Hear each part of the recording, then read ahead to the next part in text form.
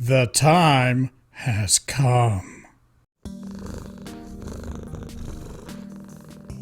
Greetings and welcome, ladies and gentlemen, and everyone in between. I'm John Maciel, here for a little bit of a different topic than what I do on my YouTube channel, comics. Now, I've been wanting to do this for a while now. However, I had a bookshelf lying around that I hadn't finished putting together yet, and now I just did put it together a few days ago. Ideally, it would have fewer cats and more books, but hopefully as I go along collecting indie comics and graphic novels, books, maybe indie manga, all that would be very cool to fill that bookshelf up with. So today I have something special for you guys to go over. I got this a while ago, and I've also been playing around with my setup, trying to figure out how I want to do this. This review is Cyberfrog Blood Honey by Ethan Van Sciver. So now we're going to take a look at this video here that I'm putting together. So I'm going to go back and forth here. So first we're going to go over this. I got my, with it came a Cyberfrog sticker and a nice little bookmark there on the bottom. You can see that there, beautiful. Now, the sticker, at first I wanted to put it on the bookshelf, but then I realized, well, that bookshelf ain't gonna last forever. And I don't know how many of these stickers I'll be able to get. The bookmark I was considering using too, but I didn't want to damage it or ruin it. So my girlfriend put this frame together for me to keep it nice and safe. Nice, beautiful frame. I'm going to hang this up right above the bookshelf area. So there we go. Let me try to zoom out there a little bit and get that thing into focus. And there you go. Look at that. Beautiful frame, huh? All right. So that's it for this. We're going to put this aside here. Next up, that came with the order are these nice, beautiful, yes. This is a completely new setup I got going here. I've got two things recording at the same time. So let's check these cards out. Ooh, look at that. So we got a, here, let me bring this into focus here. We got a Salamandroid here, and we got a Cyberfrog here, cards. You can see them on the back there. You'll get some information on here. Let's see. Trick Ron is. We'll do Cyberfrog first. Let me see if you guys can see that. Come on, camera, focus. Focus. It's not going to really focus. Real name: Trick Ron. Species: Amphibionix Frog hybrid. Homeworld: Perdani. Height: 5'6", 200 pounds. What do you got for abilities here, Cyberfrog? You got enhanced strength and speed.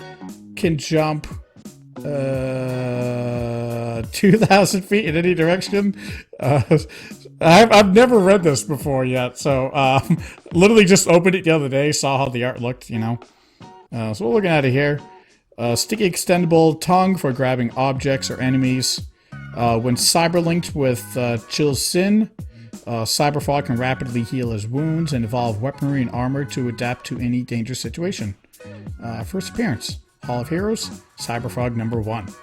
Alright, next we got Salamandroid. So let's get this guy into the camera here. Look at that. Ooh, yeah. I promise, one of these days I will get used to this. What, are you focusing now? Of course you are.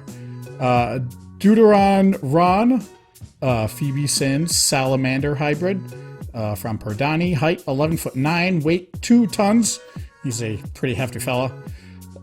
Incredible strength and endurance, can leap 100 feet in any direction, can breathe fire. Unlike his twin brother Cyberfrog, Salamandroid does not share a cyberlink with Chill Sin. Hall of Heroes presents number 0. So that's it for the cards. We'll just put these aside over here so we can get this going. And this is the main guy, Cyberfrog Blood Honey. So I'm not going to show you guys the whole comic, you know. I will provide links in the description where you can get a copy of one of these bad boys, assuming there's any left.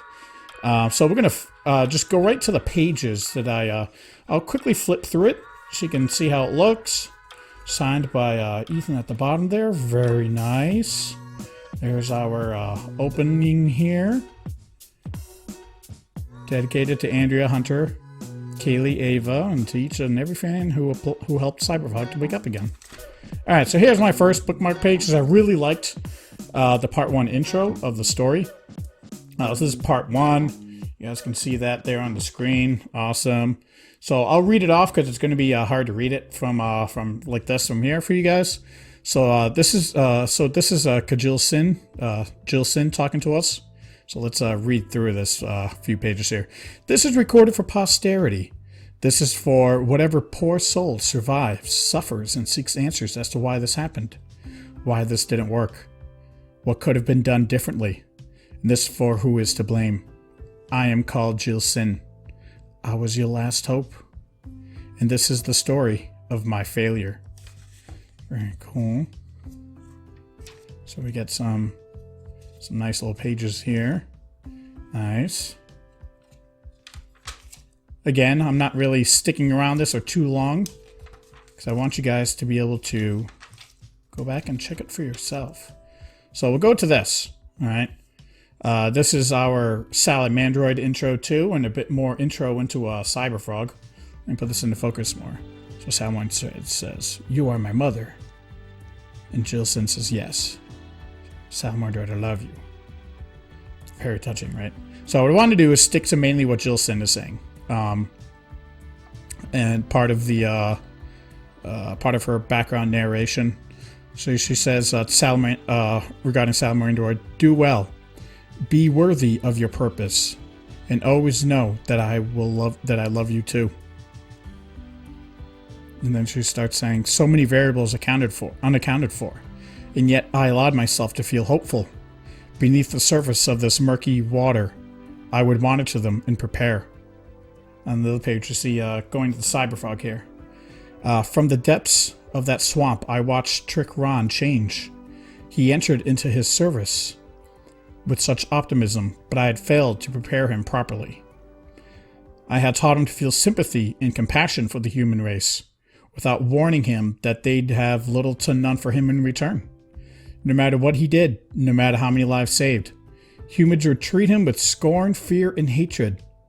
He was not like them. He did not look like one of their Boy Scouts. He did not look like the hero that our planets had hoped for. Over time, their ungratefulness and their harsh words would wear him down. I had given armor to his body, but not his heart. Trick Ron remained committed to his purpose, but he knew that he would never love any of these people until one dark night." See, this one just fell off, so I think it is this page here. I'm not going to go into a lot of the commentary here. We're just going to go through the narration. When he met Heather Swan, a brave young woman whose strength had been tested by the circumstances of a difficult family life. Her father died in combat, and her mother brought a violent, physically abusive man into their home.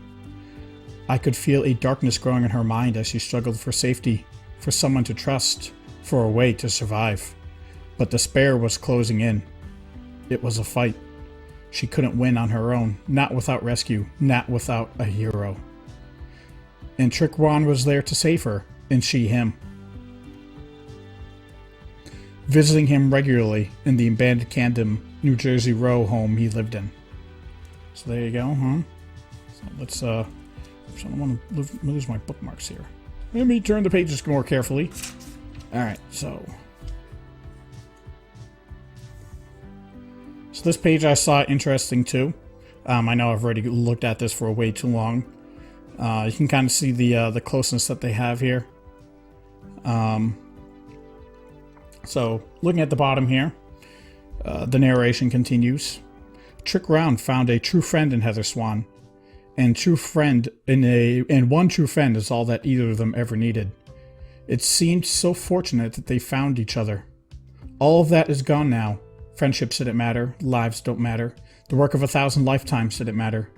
It was erased. Everything was erased. Whoever finds this and hears this message, my name is Jill Sin of Perdani. I failed you, and now I die. Let me continue on here. All hope is lost.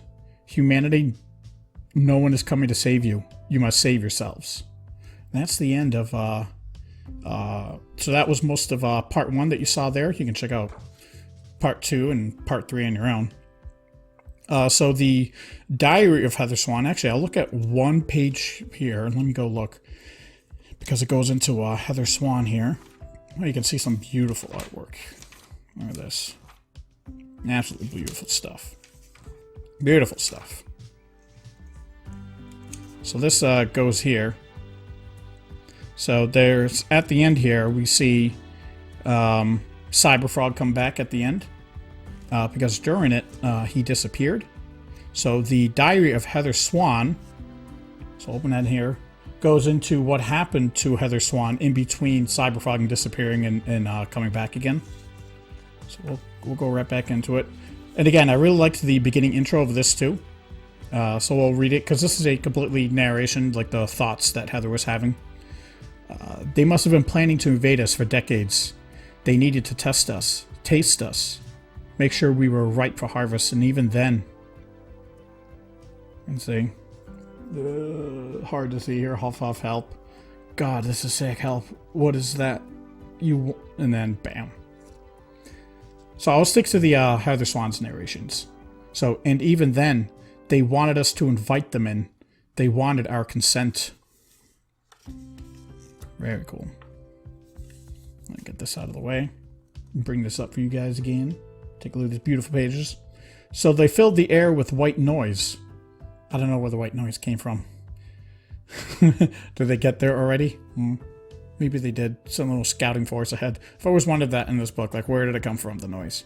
So they filled the air with white noise, the right sound, at the right frequency. A whispery, humming static that all of us heard, but few understood. That's how the year began. The last year printed on a calendar I ever saw. Only a few weeks later, we answered them. On the biggest stage broadcast out to tens of millions of viewers. We unconsciously returned to the frequency as we understood it. And although no one realized what was happening, we laughed, we gossiped, and what we thought was a silly postmodern kabuki dance actually granted consent to the destruction of the human race. Let's check it out here. One more page for this book. Maybe we thought we had it coming. Maybe we didn't believe it was even possible. Maybe some of us wanted to find out what it was, to feel something again. We'd grown bored, complacent, spoiled. Our greatest heroes were memorialized in our past, and our worst villains had become black and white relics that we told ourselves we needed to remember lest we find them reflected in ourselves. Self-reflection? Impossible. MTV, sneaker ads, and junk food, Oprah Winfrey's, bromides placating the dumbest, cruelest.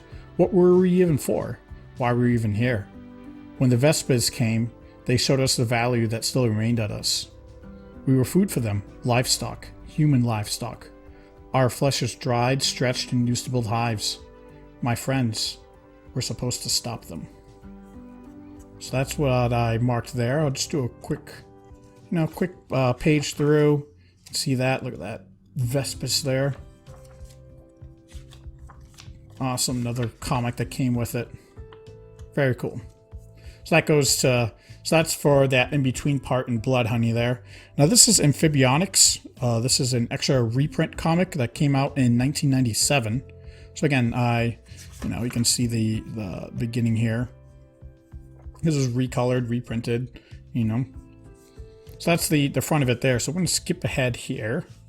Skipping a few pages. Very nice. Very, very thick pages too. Like these guys are not going to rip when you're trying to page through them. Yep.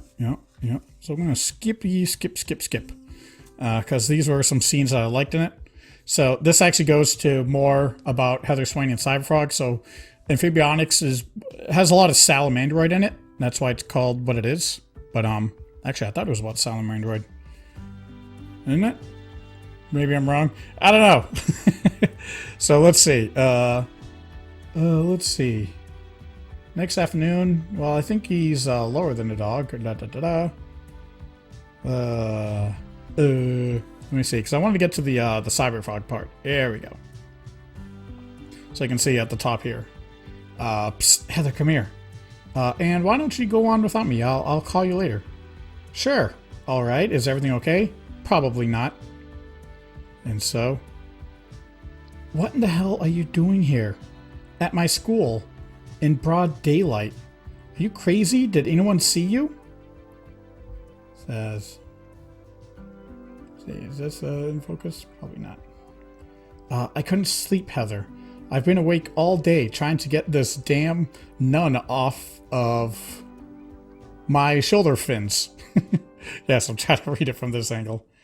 I don't know why she won't come off. I've tried everything. It's like her blood coagulated like crazy glue or something. I need your help. It's just disgusting. Alright, let's go. You can see in the frame here, he's got a nun poking out of his fins there. So there we go. You can see in the scene here, you can see them trying all kinds of stuff to get it out. Yeah, so it says, Froggy, hang on for a minute. Take a look at this. The nun has a strange scar on her palm. Looks like the symbol on Deathfly's amulet. Yeah, son of a gun. That's the myriad symbol on Deathfly's amulet. Grizzly had one of these on his hand too, but I didn't think twice about it. Weird. Okay. Let me see. Looking through these scenes here.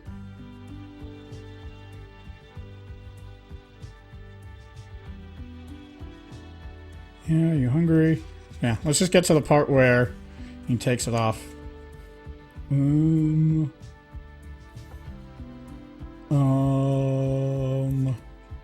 Where is it? Where is it?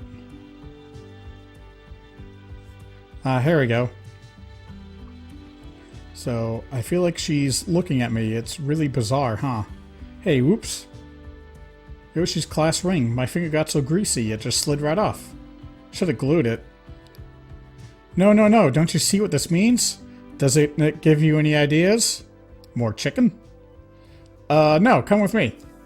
I go in there. Go into another room here. Like I said, I used to work here. I wish I had known you then. Free chicken. Stop with the chicken. I knew learning how to work industrial-sized deep fryers would come in handy one day. Now hop in. The hell you say? I'm not getting in there. Froggy, you have to unless you want Device to cross himself every time he has to fight you. Unless you want Device to cross himself every time he has to fight you. Is Device a bad guy? I guess he is. Alright. Sold. I'm getting in. Good. This machine is a little different from the one they had when I worked here. Hold on tight, Froggy. Why? What are you doing? I hope you like grease as much as you said. Click. Heather, this thing is filling with Crisco. Minutes later. Ding. Now you see here? There we go. You can see that the nun isn't there anymore. I feel so slick. I gotta hand it to you. That was a deranged but effective idea. The head just slid right off. I'm finally denunned. I'm a genius. Now can we go home? And then, you know, have some stuff at the end. Okay. So yeah, that's Amphibionix there. So let me get these final products out here for you guys to see. Get rid of my bookmarks. So we got Amphibionix, 1998, Diary of Feather Swan. You have Blood Honey, the main novel. You got a couple of trading cards come in the pack here. And then you get a Cyberfrog sticker and a bookmark. So there you go. That was it was definitely a lot of fun to do. I don't know how well these. I may have to check my camera settings over here for my second camera over here. See if I can get a little clearer picture for next time. But I think it worked out fine. It was fun to check it out. I have a bunch of other comics that I'm going to go over too. Hopefully you guys enjoyed the video. Tried to make it interesting, but yeah, a lot of great stuff in this backing here. And I'll catch you guys in the next video. Links in the description again for the Cyberfrog Blood Honey. It should be on the eBay store still. And I will link a copy to the main Indiegogo page for Ethan Van Sciver as well, in case you're interested in other projects. That's where Cyberfrog Blood Honey came from. And I'll do that in my future videos as well. Whatever comic I'm reading from, I'll provide links about where to get them to if you wanna get a copy for yourself. And there we go. Now that's it, and I'll catch you guys next time. Hey everyone, did you enjoy today's video? Be sure to leave a like, comment, and subscribe. Did you hate today's video? Then be sure to leave a like, comment, and subscribe. It's really the only way I can tell. Thanks.